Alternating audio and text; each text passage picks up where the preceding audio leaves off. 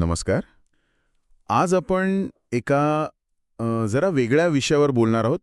म्हणजे बघा, जिथे भूकंपाचा धोका तसा कमी आहे, अगदी कमी, तिथे सुद्धा भूकंप प्रतिरोधक इमारती का बांधल्या जात आहेत? हो, हा प्रश्न खूप महत्वाचा आहे खरं तर. आपल्याकडे जी माहिती आहे त्यातून यामागची कारणं आणि पद्धती समजून घेण्याचा प्रयत्न करूया. म्हणजे कमी धोका म्हणजे शून्य धोका नाही, हे अगदी स्पष्ट होतंय यातून. बरोबर. तर या चर्चेतून हे समजून घ्यायचंय की कमी धोक्याच्या क्षेत्रांमध्ये सुद्धा अशा डिझाईनची गरज का वाढते आहे आणि हे प्रत्यक्षात कसं करतात. नक्कीच. मला खरंच उत्सुकता आहे की जिथे धोका कमी वाटतो तिथेही अशा बांधकामाचा विचार का होतोय, काय बदललंय नक्की? हो, म्हणजे बघा, यामागे ना अनेक कारणं आहेत. पहिलं म्हणजे भूकंपाचे धोके कसे ओळखायचे याबद्दलची आपली समज आता खूप काय म्हणतात त्याला, परिपक्व झाली आहे. अच्छा. आपण आता PSHA वापरतो, म्हणजे संभाव्य भूकंप धोका मूल्यांकन. ही पद्धत जास्त अचूकपणे सांगते की वेगवेगळ्या तीव्रतेचे भूकंप होण्याची शक्यता किती आहे. फक्त मोठा भूकंप कधी येईल यावर अवलंबून नाही राहत. ओके, म्हणजे नुसता अंदाज नाही तर शक्यता तपासली जाते. अगदी. आणि दुसरं म्हणजे वाढतं शहरीकरण. शहरांमध्ये लोकसंख्या, मालमत्ता सगळं एकाच ठिकाणी केंद्रित झालंय. त्यामुळे अगदी लहान भूकंपाने सुद्धा खूप नुकसान होऊ शकतं. आणि काही विशिष्ट घटना पण कारणीभूत असतील ना यासाठी, उदाहरणं वगैरे? हो, बरोबर. 2011 मध्ये अमेरिकेत व्हर्जिनियामध्ये भूकंप झाला होता, आठवतंय?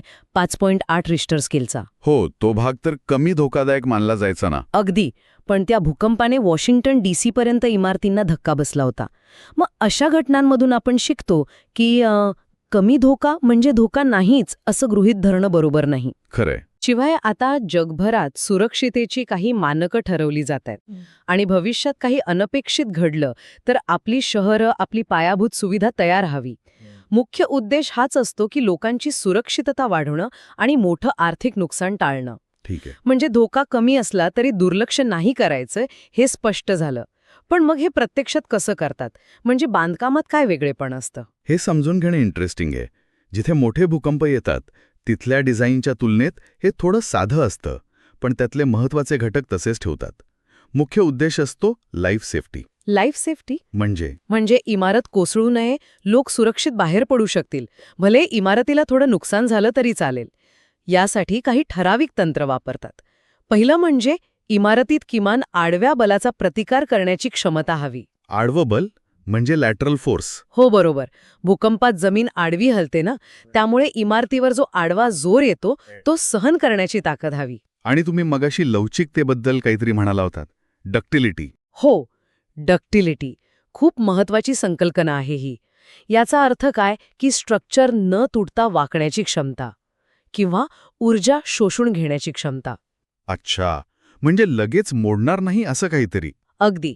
विचार करा, एक कडक ठिसूळ वस्तू पटकन मोडते, पण एखादी लवचिक गोष्ट वाकते, ऊर्जा शोषून घेते, लगेच तुटत नाही. इमारतींमध्ये ही लवचिकता आणण्यासाठी कॉन्क्रीटमध्ये सळ्यांची योग्य रचना करतात किंवा मग स्ट्रक्चरल स्टील वापरतात. ओके. याशिवाय इमारतीचे वेगवेगळे भाग जोडणारे सांधे म्हणजे कनेक्शन्स ते मजबूत असावे लागतात. आणि अजून एक महत्वाची गोष्ट म्हणजे रिडंडन्सी. रिडंडन्सी हे काही नवीन आहे? रिडंडन्सी म्हणजे समजा इमारतीचा एखादा भाग, एखादा खांब समजा निकामी झाला भूकंपात, तरी दुसरा एखादा भाग तो भार उचलू शकेल अशी पर्यायी व्यवस्था असणं. अच्छा, म्हणजे एक प्रकारे बॅकअप सिस्टम. हो, अगदी तसंच. जणू काही इमारतीसाठी एक जास्तीचा आधार किंवा स्पेअर टायर जो ऐनवेळी कामाला येतो. पाया रचनेचा विचार पण महत्वाचा असतो. आणि फक्त खांब आणि बीम नाही, तर भिंती, छत, खिडक्या यांसारख्या गोष्टी कोसळून धोका निर्माण करू नयेत यासाठी त्यांनाही आधार द्यावा लागतो. बरं. यासाठी मग मटेरियल पण वेगळं वापरत असतील? हो, म्हणजे प्रबलित कॉन्क्रीट RC वापरतात, पण त्यात विशेष तपशील असतात.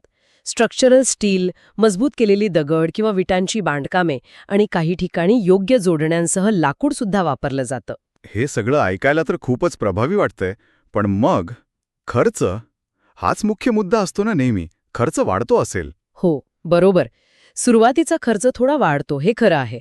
साधारणपणे 1 ते 5% बांधकाम खर्च वाढू शकतो आणि डिझाईन थोडं गुंतागुंतीचं होतं. मग हा वाढीव खर्च करणं खरंच फायद्याचं ठरतं का? म्हणजे इतका विचार करायची गरज आहे का? निश्चितच याचे फायदे खूप मोठे आहेत आणि ते दीर्घकाळ टिकतात. विचार करा, भूकंपात इमारतीचं मोठं नुकसान झालं तर दुरुस्तीचा खर्च कितीतरी जास्त असतो, त्या 1-5% खूप जास्त. हां, ते आहेच. व्यवसायांचं कामकाज थांबतं, त्याचं नुकसान वेगळं, विमा हफ्ते कमी होऊ शकतात आणि सगळ्यात महत्त्वाचं म्हणजे जीवितहानी टाळता येते. त्याची किंमत तर आपण लावूच शकत नाही. खरंय. त्यामुळे याकडे वाढीव खर्च म्हणून नाही, तर भविष्यातल्या सुरक्षितेसाठी आणि मालमत्तेच्या संरक्षणासाठी केलेली एक प्रकारची गुंतवणूक म्हणून बघायला हवं. बरोबर. म्हणजे ही फक्त भूकंपासाठी नाही तर इतर नैसर्गिक आपत्तींमध्ये पण उपयोगी ठरू शकते. वादळ वगैरे. अगदी. अशी इमारत वादळ, पूर अशा परिस्थितीतही जास्त मजबूत राहते, जास्त टिकाऊ ठरते. म्हणजे आपण एका अर्थाने भविष्यातल्या अनिश्चिततेसाठी जास्त तयार होत आहोत. अगदी बरोबर. आजच्या जगात याचं महत्त्व अजून वाढलंय. ग्लोबलायझेशनमुळे सगळं एकमेकांवर अवलंबून आहे. अनेक शहरांमध्ये पायाभूत सुविधा जुन्या झाल्या आहेत, धोक्यांबद्दलची आपली समज वाढली आहे आणि टिकाऊपणा म्हणजे सस्टेनेबिलिटी आणि रेझिलियन्सवर खूप भर दिला जातोय. त्यामुळे कमी धोके असलेल्या ठिकाणीही सुरक्षित बांधकाम आता गरजेचं झालं आहे. आणि भविष्यात काय वाटतं? यात अजून काय बदल अपेक्षित आहेत? भविष्य काळात हे तंत्रज्ञान अजून प्रगत होईल. कार्यक्षमतेवर आधारित डिझाईन म्हणजे परफॉर्मन्स बेस्ड डिझाईन जास्त वापरलं जाईल. म्हणजे काय नक्की? म्हणजे फक्त इमारत पडू नये एवढाच विचार नाही, तर वेगवेगळ्या तीव्रतेच्या भूकंपाला इमारतीने कसा प्रतिसाद द्यावा हे आधीच ठरवणं. किरकोळ भूकंपात काहीच नुकसान नको, मध्यम भूकंपात थोडी दुरुस्ती चालेल, पण मोठ्या भूकंपात जीवितहानी नक्की टाळता यावी. इंटरेस्टिंग. शिवाय स्वतः दुरुस्त होणारं कॉन्क्रीट किंवा इमारतींमध्ये सेन्सर्स बसवून स्मार्ट स्ट्रक्चर्स तयार करणं असे नवीन प्रयोग होतील. धोक्यांचे जास्त अचूक नकाशे बनतील आणि जगभरातल्या बांधकाम नियमांमध्ये जास्त सुसूत्रता आणण्याचा प्रयत्न होईल. तर एकंदरीत या चर्चेतून हे स्पष्ट होतंय की भूकंपाचा धोका जिथे कमी वाटतो तिथेही सुरक्षित बांधकामाचा विचार करणं ही आता केवळ एक अनावश्यक खबरदारी नाहीये, तर एक दूरदृष्टीचा आणि जबाबदार दृष्टिकोन आहे. नुकसान झाल्यावर दुरुस्ती करण्यापेक्षा ते सहन करू शकेल असं बांधकाम करण्याकडे आपण वळतोय. हो, अगदी. आणि जाता जाता विचार करण्यासाठी एक मुद्दा सोडून जाते. जर आपण भूकंपासारख्या अनपेक्षित धक्क्यांसाठी इमारती अधिक लवचिक आणि सहनशील बनवतो आहोत, तर याच विचारसरणीचा आणि तंत्रज्ञानाचा वापर हवामान बदल किंवा इतर जे पर्यावरणाचे ताण आहेत भूकंपाव्यतिरिक्त त्यांचा सामना करण्यासाठी इमारतींना अधिक सक्षम बनवण्यासाठी कसा करता येईल? खरंच विचार करण्यासारखा मुद्दा आहे.